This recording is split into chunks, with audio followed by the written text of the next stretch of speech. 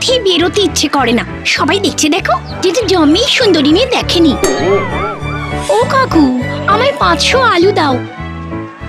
এই দেখ দেখ দেখ কি সুন্দর দেখতে। ইস, আমার যদি এরকম একটা বউ হয় তাহলে না এই জীবনটা একেবারে ধন্য হয়ে যায়। হ্যাঁ, একেবারে আমার মনের কথা বললি।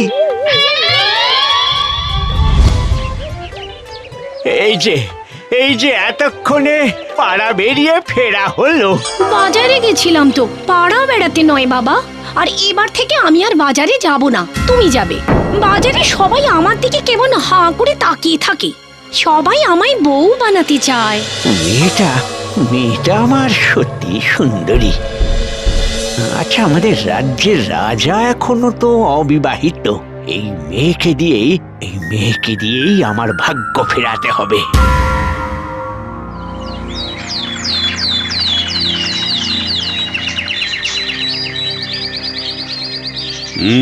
তোমার মেয়ে সুন্দরী ঠিকই, কিন্তু শুধু সুন্দর হলে তো হবে না, গুণ থাকতে হবে, তবেই তাকে রানী করব। মহারাজ, আমার মেয়ের অনেক গুণ।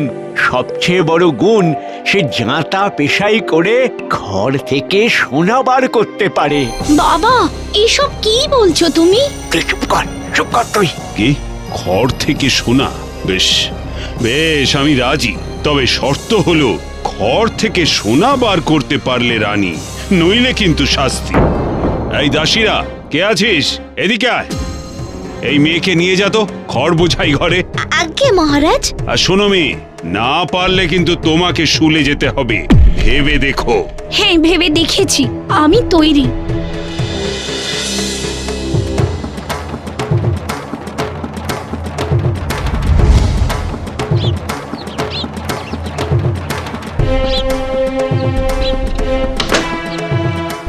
যাও, এবার খড় পেশাই করো।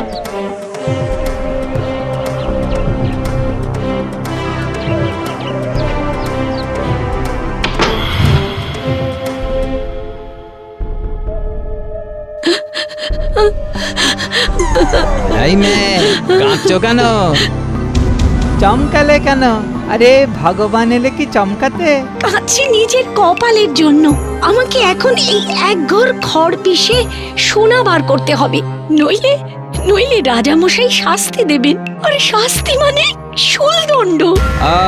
আরে আমি পারি খড় থেকে সোনা বার করতে, কিন্তু তার পরিবর্তে তুমি আমায় কি দেবে? আমার গায়ে কাজ করা ওড়না আছে, নেবে?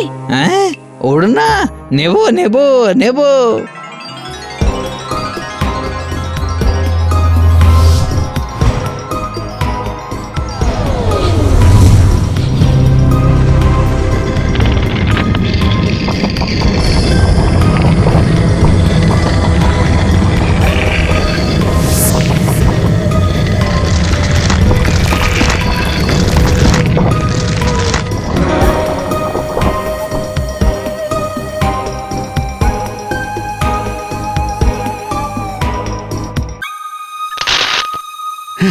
সোনা সোনা, কত কত সোনা, খড় থেকে সোনা।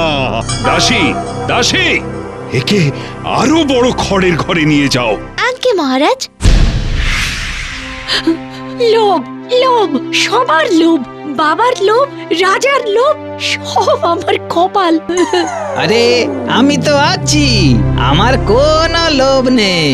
তুমি যেটুকু দেবে তাতেই আমি সন্তুষ্ট, আর আমার সবটুকু দেব। বলো এবার কি দেবে?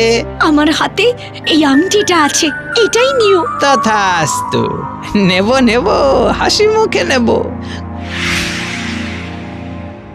এই আংটিটা আমার সঙ্গে থাকলে মনে হবে তোমার মনটা আমার সঙ্গে আছে।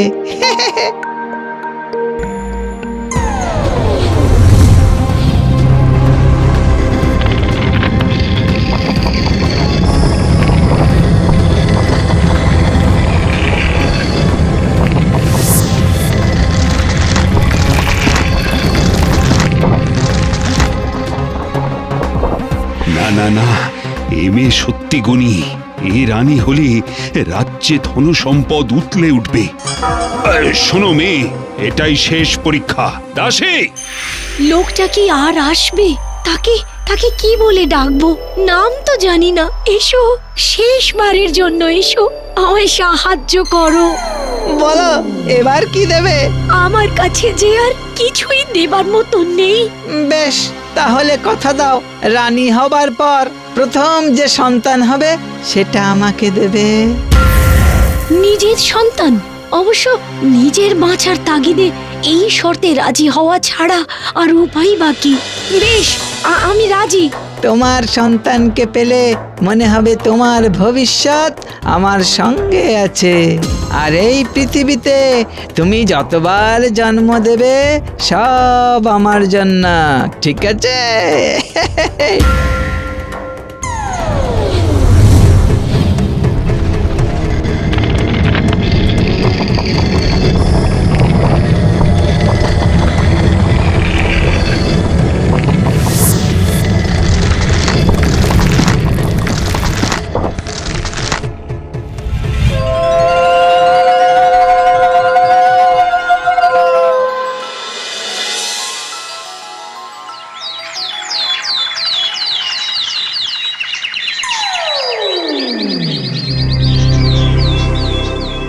দাও দাও, তোমার শর্ত অনুযায়ী বাচ্চাটা এবার আমাকে দাও।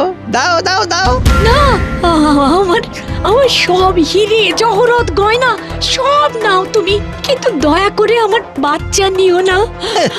তোমার সমস্ত হিরে জহরত আর গয়না তুমি রাখো, চাইলে আমি আরো আরো হিরে জহরত দিয়ে দিচ্ছি, কিন্তু আমি তোমার বাচ্চাটাই নেব। দাও দাও দাও দাও দাও, কথা রাখো। এই, কাঁদবে না, কাঁদবে না। আচ্ছা বেশ, আমি তোমাকে 3 দিন সময় দিলাম। যদি এর মধ্যে আমার নাম অনুমান করতে পারো তাহলে তোমার বাচ্চা তুমি পেয়ে যাবে। এখন চলি।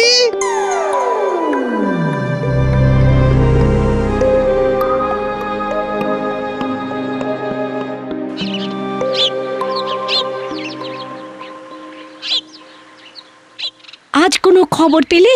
না রানীমা, তবে একটা বাড়ির সামনে আপনার বর্ণনা মতো কিছু অদ্ভুত মানুষ দেখেছি। তারা চিৎকার করে বলছিল, খাবো দাবো কলকলাবো, আপন মনে ঘুরবো ফিরবো, যেথায় যত ঘটছে খেলা ভাই, খেলাবে সেই বিভূই ভূষণ পাড়ুই।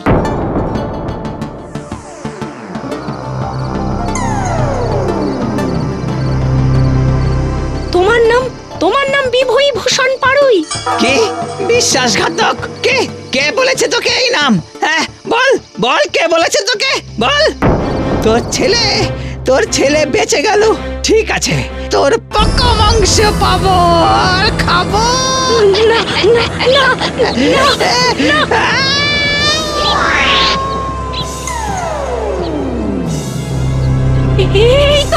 এই তো আমার বাচ্চা।